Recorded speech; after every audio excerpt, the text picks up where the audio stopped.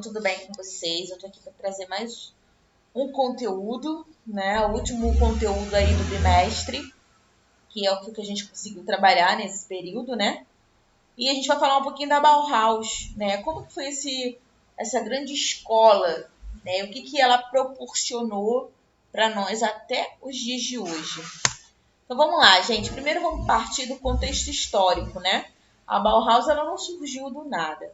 Ela surgiu a partir de um objetivo, né? A partir de alguma situação.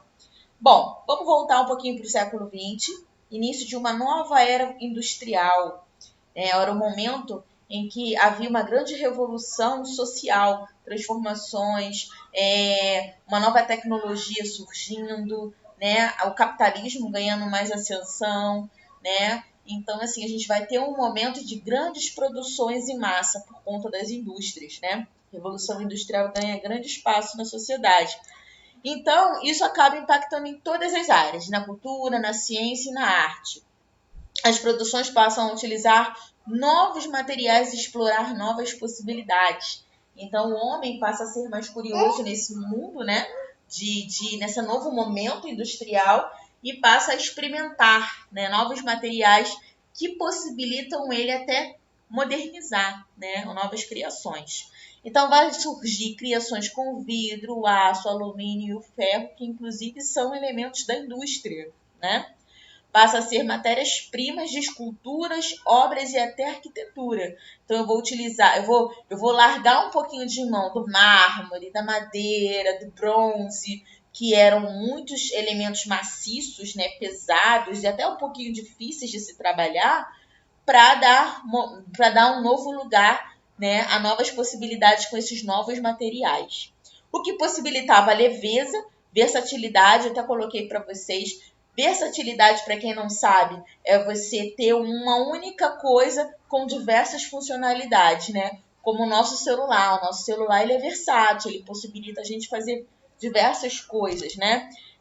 Uma peça de roupa você pode combinar com a roupa, uma jaqueta jeans, com uma bota preta e ao mesmo tempo você pode combinar com tênis. Então, geralmente também existem algumas peças de roupas nossas que são versáteis. Então, versatilidade ela é isso. É uma única coisa que te permite criar outras possibilidades ou também ter outras funções, né? De simplicidade, que também vai ajudar, né, nesse momento esses novos materiais a criar coisas mais simples e fáceis, né? Que não era tão possível antes devido aos antigos materiais, como até coloquei aqui como exemplo o mármore e o bronze. Existem muitos outros materiais também que na época, né, antes desse período industrial, também se utilizava, mas os mais conhecidos são o mármore e o bronze. E a tecnologia ela também ganha grande espaço no cotidiano das pessoas. Então, a fotografia ela surge, né, nesse momento. Inclusive, logo depois a gente viu também, né, o cinema também ganha vida no século XX. Não só na tecnologia digital assim, de imagem, mas também, por exemplo, a gente tem o fonógrafo, né, que foi o primeiro aparelho musical também criado pelo homem. Então, o século XX é o auge de novas criações, novas possibilidades, novas invenções, o que vai também ser grande influência na arte. E a gente tem aí como grande nome Walter Gropius, que ele é um arquiteto alemão, né, e ele vai fundar a escola Bauhaus. Né? Ele vai ser o criador aí da escola Bauhaus. O objetivo dele, nesse momento, é unir a indústria com as belas artes, pintura de vanguarda. Lembra que a gente estudou no primeiro bimestre as pinturas de vanguarda? Cubismo, surrealismo, futurismo. Então, esse momento também surgem os artistas de vanguarda. E, inclusive, esses artistas de vanguarda vão dar aula na Bauhaus para os seus contemporâneos, né? Então, aí é um momento de grande troca. E a gente vai ter, além dessa união da indústria, né, de materiais industriais, né, e a produção em massa com as belas artes, a gente também vai ter isso nas artes aplicadas. O que são artes aplicadas? São aquelas artes que são aplicadas a objetos do cotidiano, né? Então, por exemplo, a estampa da tua roupa, a logo, né, de algo funcional, né? O design, por exemplo, de informática, né, que a gente tem, por exemplo, os aplicativos que a gente tem hoje, né, são funcionais, mas ele foi projetado e pensado um design para ele. Então é uma arte também aplicada e aplicada a objetos também, ou seja, um porta-retrato, ou uma frigideira, ou um prato onde se come, né? Então são objetos do nosso cotidiano que têm um design diferente. A cadeira da minha casa é diferente da cadeira da casa de vocês, né? Então ela tem a cadeira da minha casa ela tem um design diferente, uma arte aplicada a ela diferente da cadeira da casa de vocês, a não ser que a gente tenha comprado na mesma loja, né? Mas enfim, então isso também vai ser grande influência também para que Walter Gropius, observando esse momento, queira criar a escola Bauhaus. Né? Essa união de indústria com belas artes aplicadas e também as artes manuais. O que são as artes manuais? Os artesanatos, né? São feitos à própria mão. Para ele, a arte deve ser útil para a sociedade. Para Walter Gropius, a arte ela tem que ter uma utilidade para a sociedade sem distinções entre elas, ou seja, nenhuma é mais importante que a outra. Então, as belas artes, ela não é mais importante do que a indústria, do que artes aplicadas e nem melhor do que o artesanato. Então, de certa forma, a arte ela tem que ter a sua utilidade, a sua função, nem que seja até como um papel decorativo, né? Então, a gente vai ter a união de todas as artes em prol da construção de um mundo mais estético. Eu até perguntei em aula para vocês o que seria estética para vocês, né? Alguns me disseram que é beleza. A estética também está aliada a você observar algo que vai te agradar com os olhos, né? Então, quando vocês vão escolher alguma roupa para vestir numa loja, vocês vão observar a estética, algo que agrade os olhos de vocês. Então, o que é bonito para mim pode ser bonito para vocês? Nem sempre. Então, a estética também está aliada ao consumo e gosto das pessoas, né? Então, vamos lá. A Bauhaus. E o que foi a Bauhaus? Ela é uma escola fundada em Weimar, na Alemanha, como pelo Walter Gropius, como a gente viu no slide anterior. Passei aqui sem querer, gente. Peraí. Deixa eu voltar aqui. O computador está um pouquinho lento. Inclusive, estou com muita dificuldade para gravar os vídeos. Vamos lá. Acabei passando demais. Ai, agora deu bug.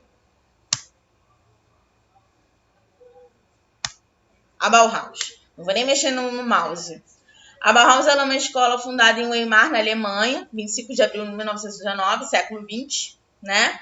Iniciozinho aí do século XX, com uma metodologia libertadora. Isso é importante vocês saberem, tá? Onde todos colaboravam. Então, assim, não tinha um mestre que sabia mais que os alunos, pronto e acabou. Não, havia uma troca. Um aluno que estava desenhando alguma coisa, né, fazendo design de algum mobiliário, poderia ter uma ideia também voltada para uma ideia de arquitetura, né, ou de objetos decorativos. Então, havia uma troca muito grande, né, em busca do conhecimento de novas linguagens.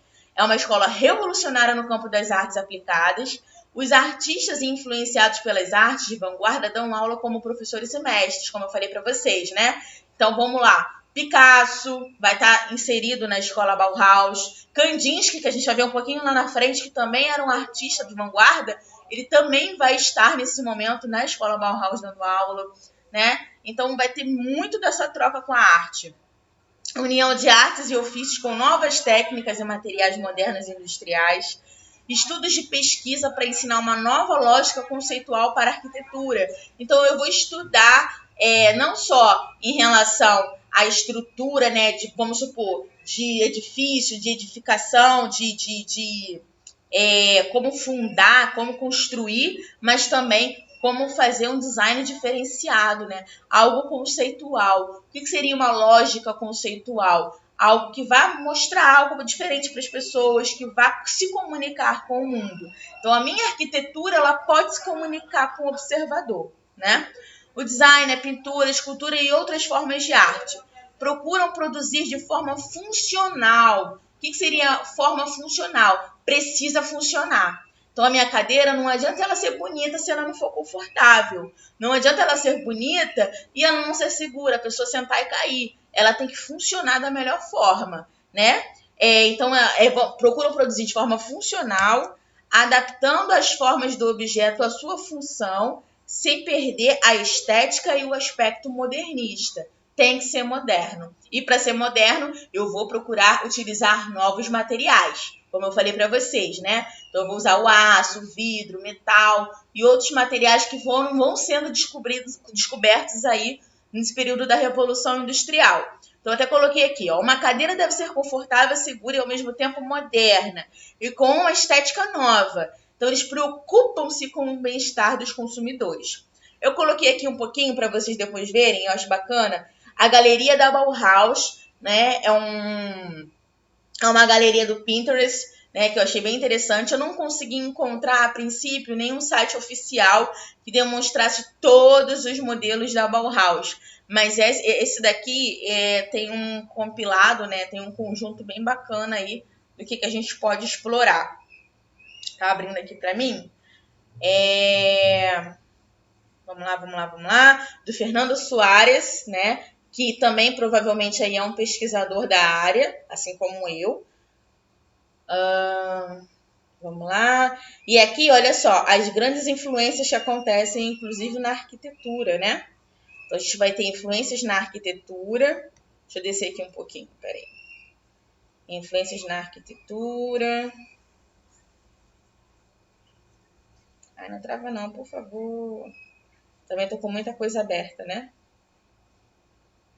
A gente vai ter aqui influências na arquitetura, no design. Inclusive, a própria escola Bauhaus ela é uma escola moderna, né? A arquitetura dela é bem diferente da arquitetura das arquiteturas que existiam na época. Ela vai ser, inclusive, um diferencial, o próprio edifício da Bauhaus, né? A gente vai ter artistas trabalhando com cores primárias, que as cores primárias são o vermelho, o azul e o amarelo, né, que dão vida, inclusive, a outras cores. Vai influenciar muito na tipografia, né, vai trabalhar muito com a questão geométrica também. Então, outros artistas, inclusive, vão se formando na Bauhaus, né, tendo como base esse estudo, né, de cores, de formas e de novos materiais também. Vamos voltar aqui para os slides. Espera aí. Vamos lá, próximo slide. Características da Bauhaus. Né? Isso aí, na verdade, é um resumo de tudo que eu falei até agora, tá? União entre arte e tecnologia, né? Tecnologia que está sendo ampliada nesse momento do século XX. O funcionalismo, ou seja, tem que funcionar. Influências das vanguardas modernistas, ou seja, eu vou ter artistas, né, das vanguardas dando aula na Bauhaus, né? Trocando também. Ou sendo aluno também, né? Integração entre arquitetura e urbanismo. Isso é interessante, gente. Por quê? A arquitetura, lembra que eu falei sobre a lógica conceitual? Ela deve comunicar algo para as pessoas. E isso também vai ser de acordo com o urbanismo. O que é o urbanismo? A área urbana, né? Então, por exemplo, se de um lado eu tenho um lago, do outro lado eu tenho, sei lá, uma paisagem cheia de árvores, que tal fazer uma arquitetura que combine com aquele ambiente, com aquele local? Então, a gente vai ter também uma arquitetura muito ligada ao espaço urbano, onde ela vai estar situada. Síntese entre artesanato e objeto, ou seja, ambos em uma única coisa, né? O artesanato aí tornando-se um objeto funcional. Fabricação em escala, ou seja, eu vou ter grandes produções e acessível para toda a população, ou seja, eu vou produzir tanto para o rico como para o pobre, disponibilizando a eles, né, produtos que estejam de acordo com as suas possibilidades econômicas, né? Liberdade de criação, repúdio pela burguesia e arte burguesa, né? Então a Bauhaus ela vai repudiar a arte só para os ricos, tem que funcionar também para aqueles de renda mais baixa. Profissionais pela burguesia e acho que eu botei aqui errado esse último aqui, eu vou apagar para vocês. O antes e o depois, como vocês podem ver, eu botei 2 móveis do século XIX e 2 criados por pessoas que se formaram na Bauhaus. O primeiro é o Joseph Paul, guarda-roupa em rolos por Joseph Paul, e a segunda é a cadeira de Marcel Breuer, né, o Astley por Marcel Breuer. Então, vocês veem que existem grandes diferenças, né? Um é bem mais detalhado, tem muito mais características do período clássico, né? Tem aquela coisa ornamentada, meio amadeirada, a madeira maciça principalmente, né? E aqui as estampas florais vão ser mais simples, né? Utilizando ferro, ou seja, mais leve. Ops, passei sem querer. Mais leve, inclusive aqui, ó, além de ser um objeto, né, que não, talvez a madeira não seja tão pesada como essa daqui, aqui, ó, tem rodinhas para você poder arrastar, então é funcional, é prático, tem muito da questão da praticidade também, eles vão pensar na praticidade para o consumidor, né? E eu vou conseguir aqui guardar muito mais do que eu guardaria aqui, né? Vamos pro próximo.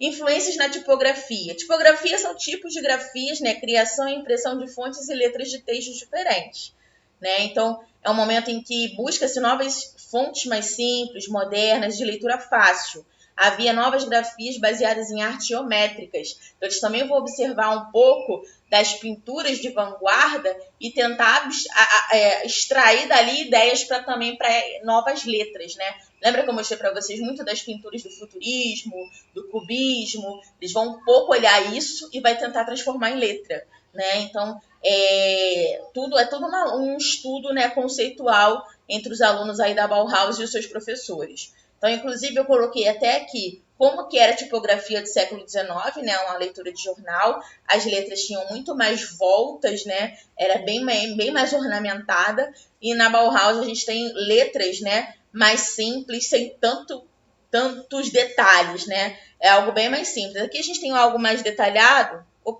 Aqui a gente tem mais, na verdade, um desenho, né? E os dois aqui são cartazes da Bauhaus. A gente também vai ter influências na arquitetura. Eu vou até abaixar um pouquinho aqui, porque eu acho que não vai dar para enxergar tão bem. Depois eu abaixo, ó. A gente tem Le Corbusier, que é arquiteto, urbanista, ou seja, ele vai estudar também o espaço urbano, escultor e pintor de origem. Na verdade, acho que eu juntei dois textos aí na hora de editar. Ele é suíço, natural da França.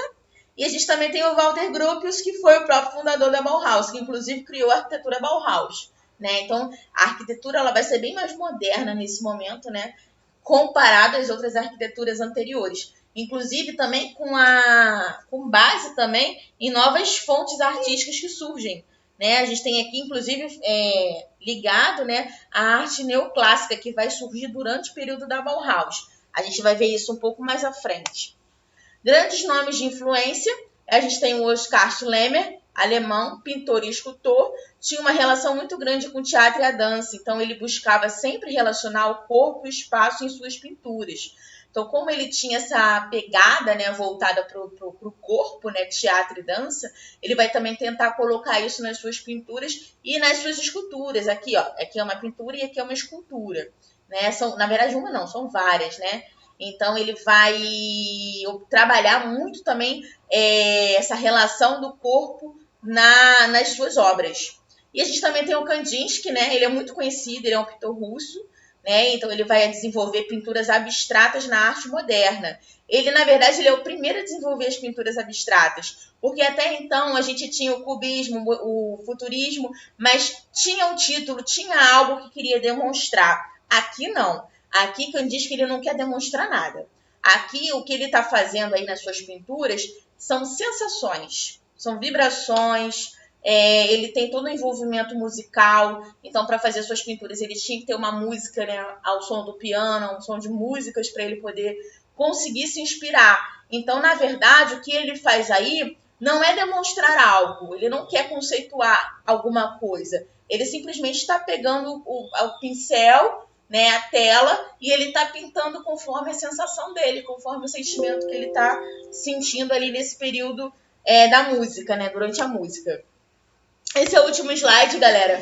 Vou botar também as páginas do livro para vocês verem, tá? E espero que vocês tenham gostado. Tentei resumir ao máximo para o vídeo não ficar longo. Qualquer dúvida, me perguntem, viu? Beijinho, tchau, tchau.